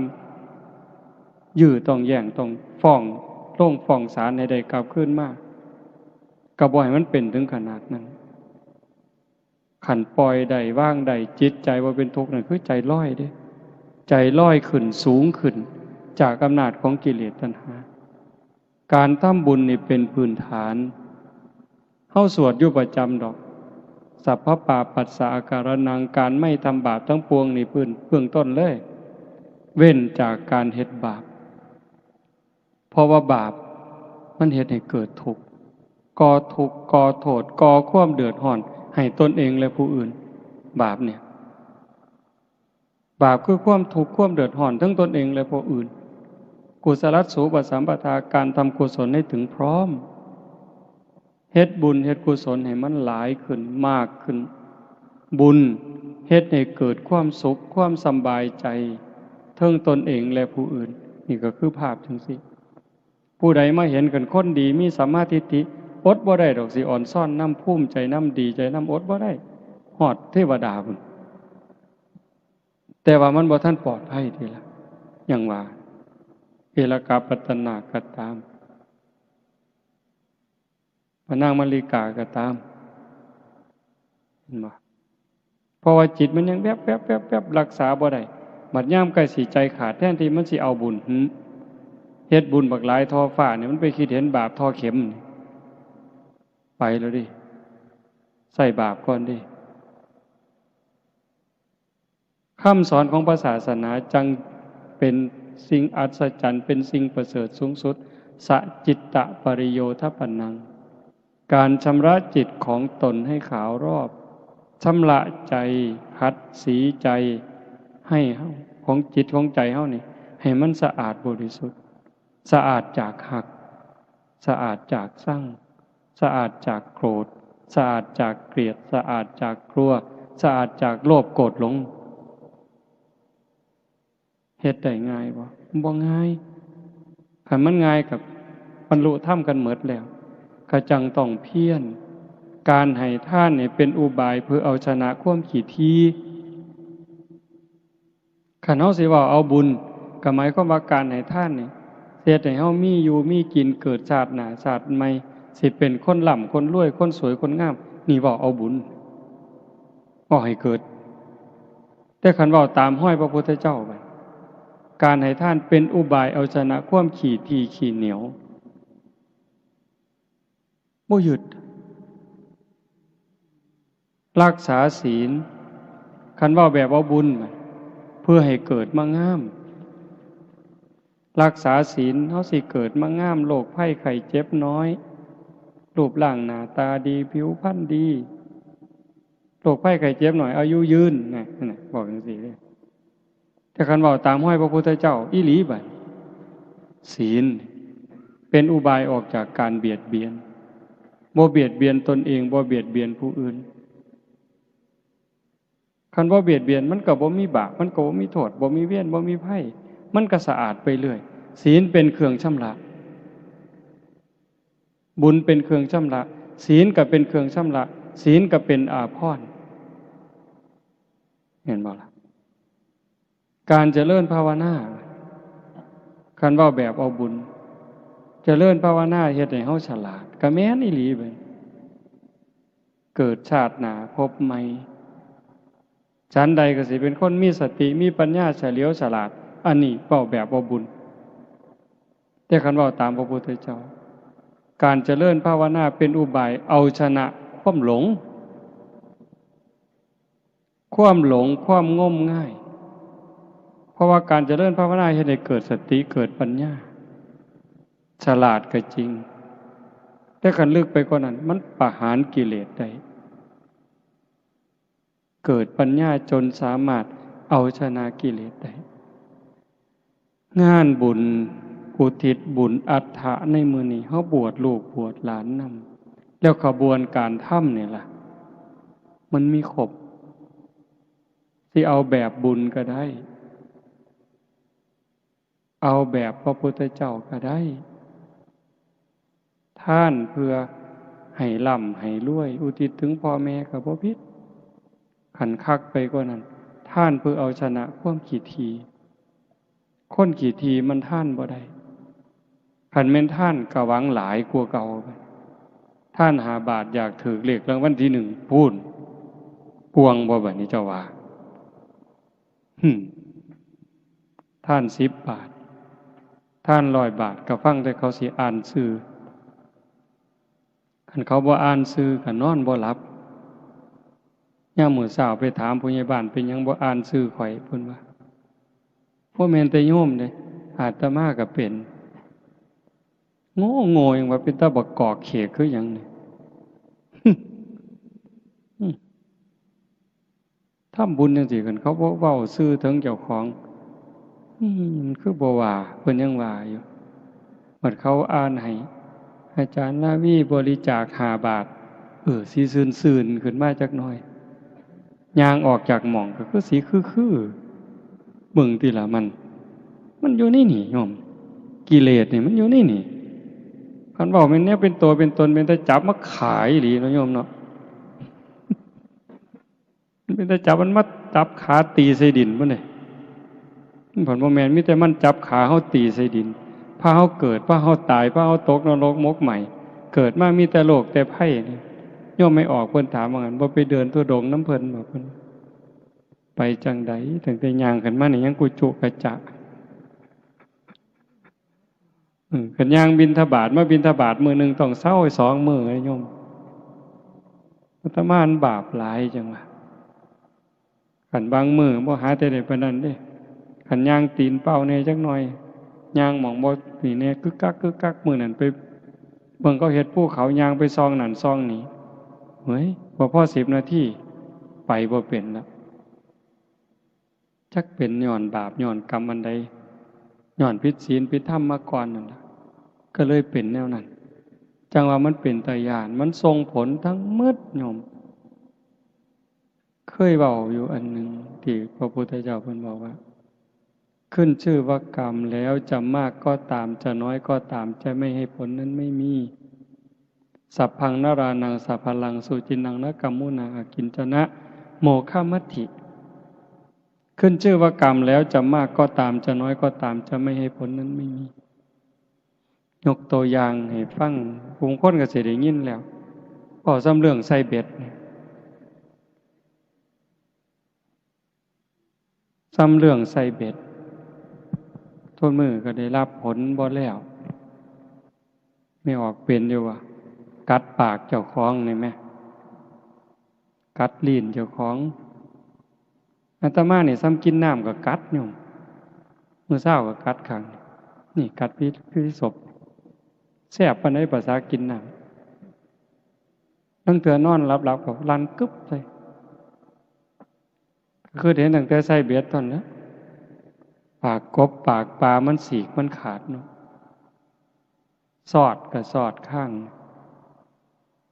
เขียดเอาเขียดแก่หน้ามาใส่เบ็ดประคอเขากำลังตั้งกกตั้งกอแดดแอมแซมตอนบ่าย 1บ่าย 2นี่ปลาคอมันกินดีเขียดทั้งเตือก็ได้เขียดโมน้อยทั้งเตือก็เขียดแก่หน้ากอข้างมันตีนมันก็ดีดน้ำแจ่มป่ามันได้ยินมันก็มาวิ่งมาโลดสวบกับกินเขียดแต่ว่าปลาก็ติดเบ็ดตั้งเตือก็บ่หอยปากมันหอยข้างมันหอยก้นมันตรงนี้อาตมาเห็นแล้วปากนี่เห็นแล้วก้นก็เห็นแล้วจับแมงกะบี่ผู้ใดเคยเฮ็ดไม่ออกนี่สิบ่ดื้อปานใดดอกเนาะบ่คือซุ่มผู้ชายเนาะแต่เป็นเด็กน้อยนี่จักแนวจังสี่บ่มีผู้ใดบอกให้เฮ็ดได้มันหันมึนเนาะย่องจับปึ๊บดึงก้นออกปั๊บหญ้าเสียบปั๊บปล่อยบาดนี้ม้วนปะโทปะท้าย บัดมันเอาคืนเป็นจังได๋บัดให้มันเอาซ้ำนี่เด้ออย่าหลายกว่านี้เด้อไปอินเดียปีกายขี่รถจากบ้านเฮาไปลงกรุงเทพขี่เครื่องบินไปลงโกกัตตาขี่รถจากโกกัตตามาขยายยังบ่ทันฮอดดอกระหว่างเครื่องทางมันเป็นสีคันๆก็ว่าสีเก่าเนาะเอามือมาซูนปุ๊บปั๊มขึ้นเลยไข้ขึ้นมาจังซี่ซ้ำนี่ล่ะปวดคันๆเจ็บบ่ฮู้จักอาตมาบ่ฮู้ว่ามันเป็นอันใดก็เลยถามคนว่าฤทธิ์ดวงทวารเป็นแนวใดมันบ่แม่นมันอยู่ผิวหนังนอก มือที่หามันแตกไปแตกมันทั้งเลือดทั้งหนองเนาะสอดสบงมาใส่ผ้าจีวรทั้งเหม็นพุ่นมันเน่าเนาะจากนั้นมากก็สิเดือนละเทื่อเดือนละเทื่อปวดขั้นกันมากแล้วก็แตกบัดฮอดซุมือนี่หามือเทื่อสี่มือเทื่อโอ้ตั้งแต่เอามือไปค้ำมือเลือดแดงจึงครึ่งอ้าวเอาไปโหลดเด้อเขียดเลยว่ะมึงที่ละโยมภาษาซ้ำนี่ได้นี่อันเธอไปตัดขี่ไก่เดือนเป็นขู่เป็นถังใส่เบ็ดกบเบ็ดปลาแบบนี้โอ้จากมันสิมาเอามือได้เด้นี่ตั้งแต่เป็นเด็กหน่อยก็ย่านแน่บ่ย่านแน่ดอกเฮาก็ว่าอยากให้พ่อแม่ได้กินตั้งแต่เพิ่นมีไก่สีขาไก่สู่เพิ่นกินทั้งย่านทั้งหานเพิ่นตีค่อยๆตีแห้งๆมันยังจะตายยากกว่านี้ปวดหัวสันตัวพันน่ะอีหลีอะโยมเอาโดนฟื้นตีทั้งเธอสิตีกับย่านมันตายคันบ่ตีก็ว่าสิกินมันตีแห้งมันห้องกับย่านมันแต่พอสุดท้ายก็เอาจนตายจนได้หรอวะมันจะมาปวดหัวอยู่เลยนี้บ่พ้นดอกยายเล็กๆหน่อยๆจังสิเขาสิใส่แนวใดถามว่าเฮ้ยยายไปสอนได้ปลาลูกคอกกับว่าแต่เจ้าของหมานหลายเจ้าหันได้หัวขี่โพกระบีบขี่แกะหมานได้เมี่ยงหนังง่อมได้เมี่ยงข้าวสารกับวานใส่ปากโลดดินเงากับหย่ำเลยจักบ้าจักดีเนาะเบิ่งกระไดคนนี่วะโอ้คิดไปจะแม่นมันหลายนั่นตีเอ้ยนั่นตีละเป็นตารู้ตนเฮาก็อ้างว่าบ่ขันบ่เฮ็ดก็บ่ได้กินก็แม่นอีหลีบัดไล่ตั๊กแตนคืออาจารย์เพิ่นว่าว่าหั่นตั้งแต่เป็นเด็กน้อยเลี้ยงงัวไล่ตั๊กแตนมาหักปีกทะลกกันดีดปีกมันแล้วหักขามันแล้วเอาไปกี้กินแล้วก็แล้วบ่เอามาโยนเล่นเบิ่งติล่ะเบิ่งความบ่ฮู้ทิพย์มาโยนน่ะตีกบเอาของกันนั่นแหมสุดท้ายก็ไปกี้กินนำกันแล้วมาเล่นเฮ็ดหยังจังวะโยนไปแต่ละเทื่อมันสิแค้นหน่อยบ่เจ้าว่าไปอูดแม่งกินนู่นมานี่เอาติเฮ้ยสิเฮ็ดจังไหนไม่ออกสิใส่แนวใดนั่งสมาธิคักๆได้นั่นล่ะจังว่ามันเป็นตาย่านจังว่าพ่อลดกับลดพระพุทธเจ้าเพิ่นว่าเฮ็ดบาปให้เฮ็ดหน่อยๆลงมันจำเป็นอยู่บ้านนอกเฮาแฮงทุกข์แฮงยากกันบ่ขาก็บ่ได้กินบ่เฮ็ดก็บ่ได้กินแต่ว่าก็ต้องรู้เสมอได้ว่าเฮ็ดทุกเทื่อบาปทุกเทื่อเพิ่นบ่ได้ว่าโอ้ยเจ้าจำเป็นดอกเนาะโยมมาบานเพิ่นบ่วางซิเจ้าจำเป็นเนาะจังขากันบ่ขาก็บ่ได้กินข้าซั่นเจ้าบ่ต้องบาปดอกบ่ว่าเอาคือเขาแต่ว่าฝ่าวใส่หนีกรรมใส่หนีเวรเขาโดยการให้ทานนี่ก็อุทิศให้เขารักษาศีลก็อุทิศให้เขาการเจริญภาวนานี่สำคัญที่สุดจังว่ามันเป็นขันให้ทานก็ซ้ำหนึ่งรักษาศีลก็ซ้ำหนึ่งเฮ็ดสมาธิให้จิตสงบนี่ก็ได้ระดับหนึ่งแต่ขันธาวิปัสสนาเห็นการเกิดดับพิจารณาการเกิดดับมันได้เร็วอันนี้จริงบ่จริงเชื่อบ่เชื่อก็บ่เป็นหยังอาตมาได้ยินครูบาอาจารย์เพิ่นเว้าเพียงแค่เฮานั่งสมาธิได้โยมหายใจเข้าหูจักว่าเฮาหายใจเข้าหายใจออกเห็นลมหายใจออกชัดเจนเทื่อนึงใส่หนีกรรมได้6ชาติดับภพดับชาติได้6ชาติดีบ่ขันยุบหนอพองหนอเห็นท้องพองหนอชัดเจนยุบหนอชัดเจน รอบหนึ่งตัดภพตัดชาติไปได้6 ชาติเฮ็ดดูเท่าใดเฮงแต่หน่อยลงเท่านั้นบาปยิ่งหน่อยลงเท่านั้นหมดไปหลายเท่านั้นเพิ่นฟังถูกเพิ่นเฮ็ดถูกคือองคุลิมานฆ่าคน999อันนี้จักหน่อยจักหลายอันเพิ่นว่าเท่าที่นับได้นี่เท่าที่แขนพวงมาลัยไว้ได้นี่ก่อนนั้นนับบ่ถ้วนฟังถูกเฮ็ดถูกตามคำสอนพระพุทธเจ้าคันตามธรรมดาสิได้อีหยังมีแต่นรกอย่างเดียวเท่านั้นตัวแต่นั่นฟังถูกวางจิตถูกเฮ็ดตามถูกได้เป็นพระอรหันต์มื้อนี้ญาติโยมเฮาคือกันคันเฮ็ดถูกเฮ็ดแม่นฟังให้เข้าใจสังเกตเวลาเฮาประพฤติปฏิบัติเฮ็ดให้มันเป็นอย่าเฮ็ดให้มันคืออาตมาบอกโยมอยู่วัดแนวนี้นี่อย่าเฮ็ดให้มันคือนี่คือเพิ่นเฮ็ดให้มันคือเพิ่นแต่เจ้าของบ่เข้าใจมันบ่เป็นประโยชน์เฮ็ดหยังทำหยังให้มันเกิดจากความเข้าใจบ่คือผู้ใดก็สร้างมันเถาะแต่มันเกิดจากความเข้าใจเป็นเหตุเป็นผลน่ะมันสิเป็นประโยชน์สำหรับการซอยเหลือจิตวิญญาณเจ้าของนี่เรื่องจังซี่ให้ญาติโยมได้ทบทวนแต่มาเว้ามาทั้งหมดเนี่ยบ่ได้เว้าเรื่องบุญแจกข้าวเพราะว่าอาจารย์เพิ่นเว้าไปแล้วก็สิองค์ต่อๆไปก็สิมาเว้าผู้ละเล็กผู้ละน้อยเพื่อทำความเข้าใจยิ่งขึ้นแต่มาเลยบ่เว้าในมุมนี้ให้เห็นว่าชีวิตเฮานี่เป็นผู้ที่น่ารู้ตนที่สุดน่าห่วงใยที่สุดทั้งที่เฮาโชคดีเราได้เกิดเป็นมนุษย์พบพระพุทธศาสนาแต่คันเฮาถือเอาประโยชน์บ่ได้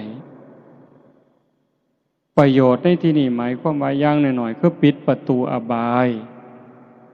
บ่ไปตกนรกอีกแล้วบ่เป็นเปรตอีกแล้วบ่เป็นอสุรกายอีกแล้วบ่เป็นสัตว์เดรัจฉานอีกแล้วเฮ็ดจังได๋สิไปฮอดวันนั้นคันเฮาบ่เข้าใจละความโลภความโกรธความหลงบ่ได้มันก็บ่รอดวิธีที่รัดสั้นที่สุดสะดวกที่สุดก็คือพยายามทำหูความรู้สึกคือกับเจ้าของเป็นคนตายแล้วได้ก็บ่งึดเสียก็บ่งึดย่องก็บ่งึดเว้าพื้นก็บ่งึดข่อยตายแล้วนี่นะเฮ็ดจังไดมันสิได้อาตมาก็เฮ็ดบ่ทันได้จังว่ามื้อนี้มาส่วนญาติโยมทั้งเมืองมาหาญาติโยมทุกคนที่มาฟังนำกันเฮ็ดไปพร้อมกันฝึกตายก่อนตายเป็นปริญญาสวนหมกปริญญาตายก่อนตายคันเฮ็ดได้เบาโยมบ่เครียดนำไผบ่สั่งนำไผบ่ม่วนนำไผม่วนนำแต่ธรรมะม่วนโดยบ่ต้องหัวบ่ต้องร้องเพลงบ่ต้องฟ้อนบ่ต้องหยังแต่มันม่วนอยู่ทั้งในเบิกบานอยู่ทั้งในรู้สึกว่าเจ้าของปลอดภัยจากบาปจากอกุศลปลอดภัยจากทุกข์โทษที่ต้องได้รับจากการคิดผิดเว้าผิดทำผิดเพราะว่าทุกสิ่งทุกอย่างที่ออกจากปากเฮาจากใจเฮาจากการกระทำเฮาที่ถึงพร้อมโดยเจตนามันมีความถูกต้องอยู่เสมอให้ถูกต้องมาก่อนดีสิเฮ็ดหยังทำหยังคือกันให้ถูกต้องจังต่อโดยดีงามถูกต้องดีงามอย่าให้มันดีอย่างเดียว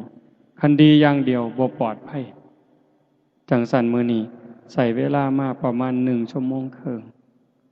ก็คือสิสมควรแก่การเวลาอีก15-16 นาทีก็สิ6 ทุ่มขออนุโมทนาสาธุกับญาติโยมผู้เป็นเจ้าภาพโยม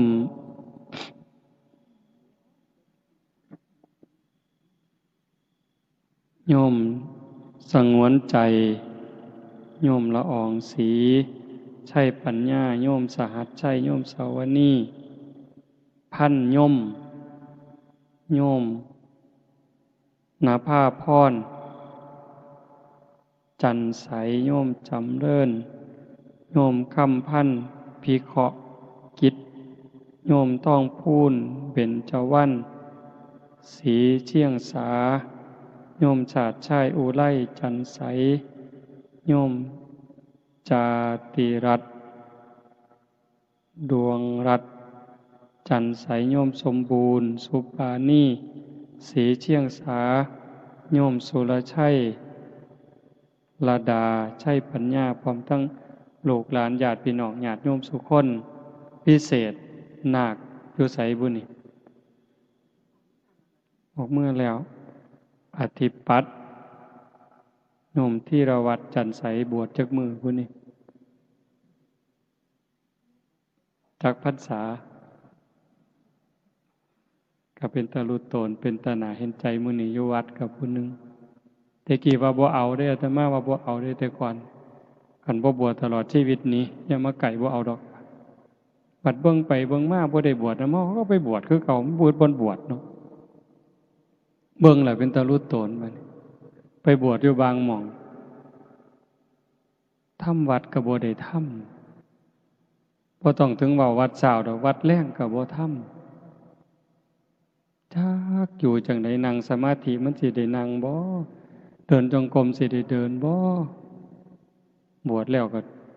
หมู่ก็ไปเล่นน้ำนั่งถ่ายมอเตอร์ไซค์หมู่ก็ไปดีดกีตาร์จักหน่อยครูบาก็ขอดีดนำแหน่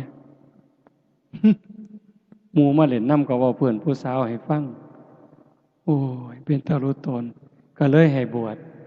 มื้อนี้ก็มีมาเรื่อยๆผู้ละ7มื้อผู้ละ9มื้อ15มื้อ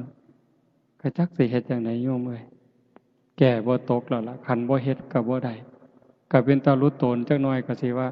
บวชมาบ่แห้งแล้วศาสนาพุทธก็บ่มีหยังดอกพากูกินตัวข้าวแล้งเพิ่นสิว่าอีกห่วยก็เลยให้บวช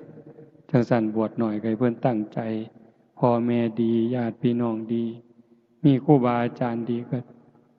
ย้ำเตือนกันเอาแนะนำกันเอาเด้ออนุโมทนาสาธุถ่ายที่สุดก็ขอรัตนาอ้างอิงอำนาจแห่งคุณพระศรีรัตนตรัยคุณของพระพุทธเจ้าพระธรรมพระสงฆ์และอำนาจแห่งบุญกุศลคุณงามความดีที่มีทั้งหมดทั้งมวลในสากลจักรวาลจงหลอมร่วมเป็นตบะเป็นเดชะเป็นพลวะปัจจัยเอื้ออำนวยหนุนส่งดวงจิตวิญญาณของโยมพ่อใหญ่คูณแม่ใหญ่พิมพาจันใสตลอดทั้งปู่ย่าตายายบิดามารดาสามีภรรยาญาติพี่น้องลูกเต่าเหล่าหลานตั้งแต่ชาติก่อนพบก่อนพ่อแม่ในอดีตปู่ย่าตายายในชาติก่อนพบก่อนในอดีตถ้าได้รับหูรับทราบก็จงอนุโมทนาสาธุรับเอาหากบ่สามารถจะรับหูรับทราบได้ก็ขอฝากข่าวบุญข่าวกุศลที่ญาติโยมผู้เป็นเจ้าภาพพร้อมทั้งพี่น้องสุคนที่มาร่วมบุญในมื้อนี้ได้เฮ็ดได้สร้างได้ทำตั้งแต่การให้ทานไหว้พระรับศีลฟังเทศน์ฟังธรรมเจริญสมาธิภาวนาเหล่านี้ฝากไปกับเราเทพเทวดาพระนางธรณีภูมิญาณวิถีอันเป็นทิพย์จงนำข่าวบุญข่าวกุศลส่วนนี้ไปแจ้งแก่ดวงจิตวิญญาณโยมพ่อใหญ่คูณแม่ใหญ่พิมพาจันใสพร้อมทั้งญาติพี่น้องในอดีตชาติให้ได้รับหูรับทราบแล้วจงอนุโมทนาสาธุรับเอาหากว่ามีความทุกข์ก็ขอบุญกุศลส่วนนี้จงถ่ายถอนให้ได้พ้นไปจากความทุกข์หากว่ามีความสุขดีอยู่แล้วก็ขอบุญกุศลส่วนนี้จงส่งเสริมให้เพิ่นได้มีความสุขยิ่งขึ้นไปสุดท้ายก็ขอบุญกุศลเหล่านั้นจงสะท้อนย้อนกลับมาปกปักรักษาคุ้มครองเจ้าภาพพร้อมทั้งญาติโยมทุกคนจงเป็นผู้เจริญงอกงามในจตุรพิธพรชัยคืออายุวันนะสุขภละปฏิภาณธรรมสารสมบัติเป็นผู้มีสัมมาทิฏฐิได้มีโอกาสประพฤติธรรมปฏิบัติธรรมไม่ได้เข้าถึงธรรมที่บ่ทันได้เข้าถึงได้หูแจ้งธรรมที่บ่ทันได้หูแจ้งจนสามารถนำตนให้พ้นทุกข์ได้มีความสุขกายสุขใจปรารถนาสิ่งหนึ่งประการใดหากเป็นไปโดยชอบประกอบโดยธรรมก็ขอให้ความหวังความปรารถนานั้นจงสำเร็จทุกๆประการโดยทั่วกันทุกท่านทุกคนเทอญ